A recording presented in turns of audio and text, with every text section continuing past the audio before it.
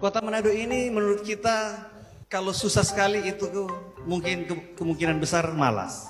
Karena kesempatan-kesempatan ada. Menurut data, PDRB per kapita di Kota Manado ini 96 juta. Kedua di Sulawesi Utara ini Bitung 89. Ketiga ada Minut 76. Paling rendah di Sulawesi Utara ini Talaut 27 juta. Bisa digambarkan seperti ini dan orang dengan rajin sama, dengan pinter sama. Kalau dia ada di Kota Manado, dia 4 kali lipat kemungkinannya bisa lebih sukses daripada dia ada di Talaut. Nggak usah jauh-jauh. Yang ibu bapak jaga lihat di jalan-jalan badut-badut itu bukan orang Manado. Itu orang yang datang dari luar Kota Manado. Orang yang boleh larang, orang Indonesia, orang NKRI. Tapi DP maksud apa atau mau bilang? Orang datang ke sini karena di sini menjanjikan.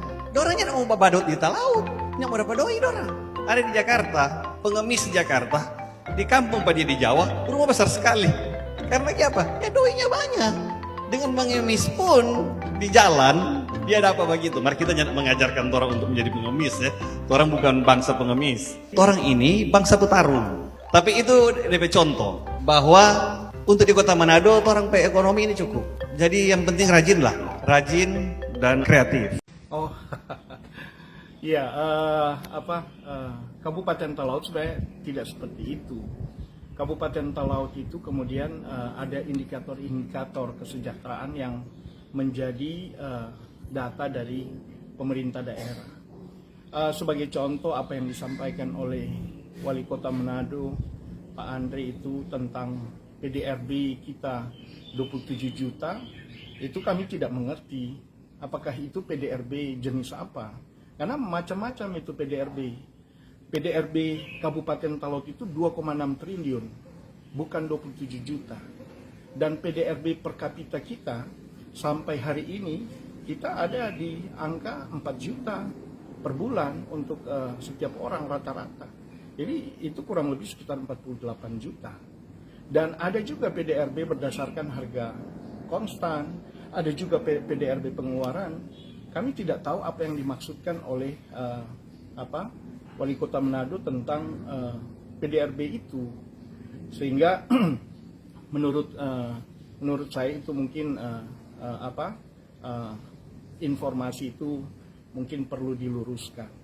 Apa yang dimaksud dengan PDRB Kabupaten Talaut, apalagi dikaitkan dengan seolah-olah di Kabupaten Kepulauan Talaut itu miskin total. Kita memiliki data bahwa kemiskinan di Talaut itu ya langsung saja bisa dibandingkan dengan Pak Wali Kota di Kota Manado misalnya. Kabupaten Talaut berdasarkan data BPS tahun 2022 untuk angka kemiskinan per kabupaten kota di Sulawesi Utara ini kita ada pada angka 7,7%. 7,7% ini jauh di bawah Kota Manado, yang Kota Manado kalau dilihat dari data BPS itu 25,38, memberikan kontribusi kemiskinan terbesar di Sulawesi Utara. Jadi itu tidak boleh dikatakan badut saja tidak mau datang ke Talaut karena misalnya kita nggak ada uang di Talaut. Maka saya pikir ini harus diklarifikasi sebenarnya oleh Pak Wali Kota bahwa Kabupaten Talaut itu diukur dari parameter-parameter kesejahteraan. Apa? Pertama, tadi yang saya katakan, angka kemiskinan di Kabupaten Talaut itu berada pada posisi yang ke-6, 5 dan 6 begitu. Dan Wali Kota Manado kebetulan sama dalam info itu berada pada posisi terakhir. Kita 7,7 memberi kontribusi kemiskinan, Manado 25,38. Itu data yang kita baca. Kemudian yang kedua, angka kemiskinan ekstrim. Angka kemiskinan ekstrim di Talaut itu kita nomor 2 paling rendah. Artinya kita kemiskinan ekstrim di Talaut itu sangat rendah. Kita ada pada posisi 0,14. Artinya kalau dihitung dengan jumlah penduduk adalah 14 orang. 14-an orang lah dari 104.000 warga masyarakat.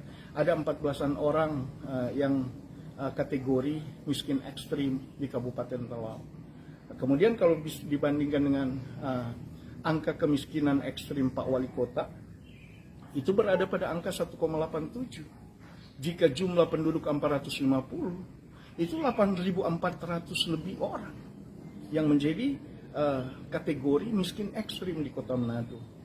Jadi sebenarnya ini tidak bolehlah kita kemudian ada semacam pernyataan seolah-olah sedangkan badut pun tidak ingin datang ke Talaut karena di sana tidak ada uang. Saya baru kembali dari Kementerian Desa untuk mendapatkan apresiasi karena Kabupaten Kepulauan Talaut saat ini sudah bebas desa tertinggal dan sangat tertinggal. Kabupaten Talaut hari ini walaupun kita masih kategori daerah 3T, tertinggal, terluar, terdepan misalnya, tertinggal itu sudah kemudian bisa dihapuskan. Kenapa?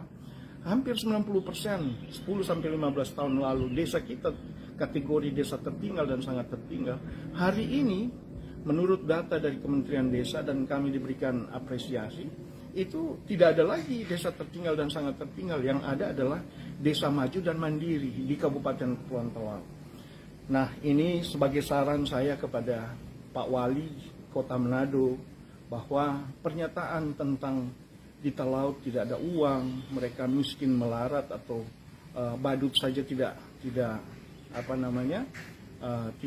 mau datang ke Talaut itu sebaiknya diklarifikasi lah, karena ini sangat mempengaruhi investasi di Kabupaten Talaut. Badut saja tidak mau datang, apalagi investor. Padahal selama ini kami berusaha membujuk, mendekati, meyakinkan para investor, mereka yang mau berinvestasi di Kabupaten Talaut untuk meningkatkan kesejahteraan masyarakat di sana. Dan kata-kata dari seorang tokoh pemimpin Sulawesi Utara seperti Pak Wali Kota ini tentunya akan membuat pengaruh yang tidak kecil pada mereka yang kemudian bisa melakukan investasi di sana. Ya, saya harap Pak Wali bisa bijaksana untuk kemudian mengklarifikasi lah soal itu, supaya kemudian kita bisa hidup tenang-tenang, baku-baku hormat, baku-baku sayang. Nggak perlulah saling-saling menghina atau merendahkan, apalagi Kabupaten Talaut yang memang tidak bisa disejajarkan dengan Kota Manado. Nah, kita adalah kabupaten yang baru bertumbuh, baru berkembang. Nah, pembangunan infrastruktur kita masih ketinggalan jauh dengan Kota Manado, itu kami akui, tapi tidak perlulah untuk saling-saling merendahkan. Demikian.